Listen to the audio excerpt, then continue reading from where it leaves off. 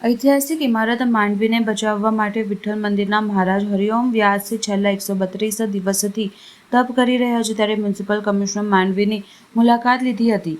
છેલ્લા ઘણા સમયથી માંડવીના પિલ્લરોમાં તિરાડો પડી ગઈ છે અને પિલ્લરોના ભાગ ધરાશાયી થયા હતા, જેને લઈને વડોદરા મહાનગરપાલિકા દ્વારા હિસ્ટ્રીકલ ડિપાર્ટમેન્ટ દ્વારા અહીં નિરીક્ષણ કરવામાં આવ્યું હતું અને માંડવીને વહેલી તકે રિપેરિંગ કામકાજ શરૂ થાય તે માટે ચર્ચા વિચારણા કરવામાં આવી હતી, પરંતુ હાલ કોઈપણ પ્રકારની કામગીરી કરવામાં આવી નથી. ત્યારે વિઠ્ઠલ મંદિરના મહારાજ હરિઓમ વ્યાસે આજે આવેલ મ્યુનિસિપલ કમિશનરને માંડવી એ બ્રહ્મ મુહૂર્ત છે, જેથી વડોદરા શહેરમાં આવતી વિપત્તિનું કારણ હોઈ શકે છે. ત્યારે છેલ્લા ઘણા સમયથી માંડવી ઉપર ઘડિયાળ બંધ હાલતમાં છે, જેને ચાલુ કરવા પણ રજૂઆત કરવામાં આવી હતી. વિઠ્ઠલ મંદિરના મહારાજે છેલ્લા 132 દિવસથી પગપાળા પગરખા વગર માંડવીને બચાવવા માટે તપ કરી રહ્યા છે, પરંતુ પાલિકા તંત્ર દ્વારા કોઈપણ પ્રકારની કામગીરી ન કરતા 2 દિવસ પહેલા વધુ એક પિલ્લરનો ભાગ ધરાશાયી થયા હતા, જેને લઈને વિઠ્ઠલ મંદિરના મહારાજે તંત્ર સામે આક્રોશ વ્યક્ત કર્યો હતો અને આજે ઐતિહાસિક ઇમારતને વહેલી તકે રિપેરિંગ કામકાજ શરૂ કરવામાં આવે, જેથી વડોદરામાં વારસો સચવાઈ શકે. આ અંગે રાજવી પરિવારના સભ્યો દ્વારા પણ તંત્રને સૂચન કર્યું હતું કે માંડવીનું સમારકામ વહેલી તકે શરૂ કરવામાં આવે. જ્યારે પાલિતાણા મ્યુનિસિપલ કમિશનર અરુણ મહેશ બાબુએ માંડવીની મુલાકાત લીધી હતી અને માંડવીને રિસ્ટોરેશન કરવા માટે વહેલી તકે સાથ થાય માટે માંડવીના પિલ્લરોમાં થયેલું નુકસાન સાથે એના બીજા પિલ્લરોને નુકસાન થાય છે, તે માટે વહેલી તકે કામગીરી શરૂ કરવામાં આવે. આજે મારા તપનો 132મો દિવસ છે. આ તપનો ઉદ્દેશ વડોદરાના હેરિટેજ વારસાનું યોગ્ય રિસ્ટોરેશન થાય, જાળવણી થાય ને મેન્ટેનન્સ થાય ને એના માટે મહાનગરપાલિકા ઝડપથી કામગીરી કરે એ ઉદ્દેશથી છે. જ્યારે મારા તપનો 10મો દિવસ હતો ત્યારે શહેરના નવનિયુક્ત કમિશનરશ્રી આવેલા ને એમને બાંયધરી આપી હતી કે હું ઝડપથી કામ શરૂ કરાવીશ. આજે મારા તપના 132મા દિવસે પાછા એ માંડવી નીચે આવ્યા છે અને એમને 2 દિવસમાં જે પિલ્લર જર્જરિત છે એને સેફ્ટી વ્યૂ પોઈન્ટ કામ શરૂ કરવાની વાત કરી છે અને મહિનાની અંદર પિલ્લરનું કામ શરૂ કરવાની વાત કરી.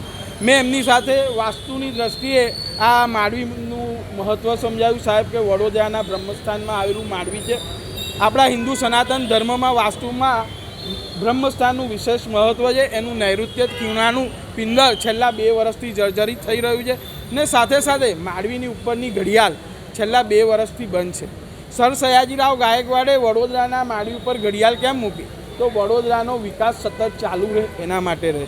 મેં એમને સાથે કીધું કે આ બ્રહ્મસ્થાન ડિસ્ટર્બ થવાને કારણે છેલ્લા 2 વર્ષથી વડોદરા પર કેટલી કુદરતી આફતો આવી. 3 વાર ગયા વર્ષે પૂર આવી ગયા, હરની બોટકાન થયો, ગંભીરા બ્રિજની દુર્ઘટના થઈ. આ કુદરતી સંકેતો આપણે સમજવા જોઈએ કે કેમ છે. તો આનું આપણું બ્રહ્મસ્થાન બગડે છે વડોદરાનું, એના લીધે આ બધી પરિસ્થિતિઓનું પણ નિર્માણ થતું હોઈ શકે. સાથે મેં કીધું રાજવી પરિવાર આટલા વર્ષો પછી કેમ માંડવી નીચે આવ્યું? 1952માં જે સર સયાજીરાવ ગાયકવાડના પરિવારે ઐતિહાસિક વારસો સોંપી દીધો, પછી આટલા વર્ષો પછી કેમ આવ્યું? મેં કીધું એમને ખબર છે કે માંડવીનું શું મહત્ત્વ છે ધાર્મિક રીતે અને ઐતિહાસિક રીતે, અને એનું બ્રહ્મસ્થાન ડિસ્ટર્બ થાય છે. એટલે મહારાણી રાધિકા રાજે પણ ઝડપથી આની કામગીરી કરવા આ વીએમસીને વિનંતી કરી છે અને રાજમાતાએ પણ કરી છે. તો આપ આનું કામ ઝડપથી શરૂ કરાવો. અને સાથે મેં કીધું જે યશસ્વી વડાપ્રધાન નરેન્દ્રભાઈ મોદી સયાજીરાવ ગાયકવાડને પોતાના આઈડિયલ માને છે, એ સર સયાજીરાવ ગાયકવાડના નગરીની ઐતિહાસિક ઇમારતો જર્જરિત છેલ્લા 10 વર્ષથી થઈ રહી છે ને હવે આપે ચાર્જ સંભાળ્યો છે, તો આપ આ બધી ઇમારતોને જે રીતે તમે તિરંગા યાત્રા કરી, સિંદૂર યાત્રા કરી, વડાપ્રધાન આવ્યા ને એક ઇવેન્ટ કરીને સરસ કાર્યક્રમ કર્યા, એવી રીતે આપણા ઐતિહાસિક વારસાને સાચવવા માટે એક ઇવેન્ટ, એક ઉત્સવ મનાવી અને આ ઐતિહાસિક વારસાને બને એટલો ઝડપથી સુરક્ષિત કરી અને વડોદરાનો ઐતિહાસિક અમૂલ્ય વારસો સાચવો એવી વિનંતી કરી.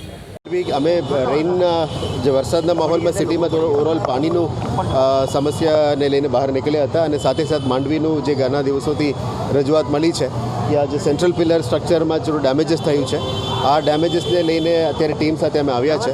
આ માંડવી ગેટનું જે રેસ્ટોરેશનનું કામગીરી છે એ બાબતો ટેન્ડર પ્રક્રિયા શરૂ થઈ ગઈ છે છેલ્લે આપણે કન્સલ્ટન્ટ તરફથી જે રિપોર્ટ આવ્યા હતા જુલાઈ મહિનામાં આવેલી હતી. એપ્રિલથી અમે પ્રક્રિયા શરૂ કરી હતી, એટલે જુલાઈ પછી પણ થોડું સ્ટ્રક્ચરલની ઇશ્યુઝને પણ સુધારો કરવાનું હતું. એ ટીમ દ્વારા અત્યારે કરી રહ્યા છે અને કન્સલ્ટન્ટ સાથે પણ કરી રહ્યા છે. એટલે આવનારા દિવસોમાં જે ટેન્ડર અપલોડ થશે આ ટેન્ડરમાં આની રેનોવેશનનું કામગીરી પછી આવશે, પણ સૌથી પહેલાં રેસ્ટોરેશનનું કામગીરી હાથ ધરવામાં આવશે. પણ તાત્કાલિક ધોરણે આ જે સેન્ટ્રલ પિલરમાં જે ડેમેજ થઈ છે એને પ્રોટેક્ટ કરવા અને સ્કેફોલ્ડિંગ કરવા માટે અત્યારે ચર્ચા થઈ છે. એટલે જેથી કરીને આ પિલરનું જે ડેમેજ છે આખું સ્ટ્રક્ચર ઉપર કંઈ વધારે ડેમેજ ના થાય એ બાબતનું જે પણ તાત્કાલિક પગલાં લેવાના છે એમરજન્સીમાં એ લેવા માટે અમે નક્કી કર્યું છે.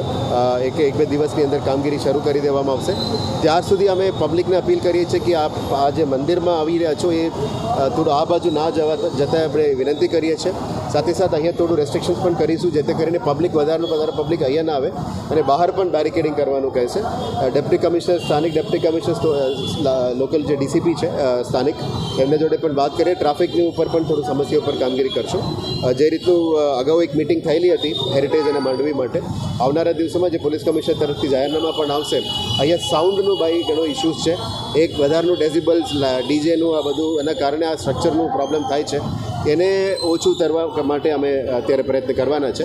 આવનારા દિવસોમાં વહેલા તકે કામગીરી શરૂ થાય એ આશા રાખીએ છીએ. અને સાહેબ આપણે હજી કીધું 2 દિવસમાં કામગીરી પિલ્લરની કામગીરી શરૂ થઈ જશે કે તેના સપોર્ટ પિલ્લરને સપોર્ટ કરીને વધારનું ડેમેજ ના થાય એ કામગીરી શરૂ કરવાનું રહેશે. પિલ્લરની કામગીરી કેટલા સમયમાં પિલ્લરનું કામગીરી ઇમરજન્સીમાં કરીશું, પણ ટેન્ડરનું પ્રક્રિયા છે એ આખું રેજ્યુવેનેશન માટે છે.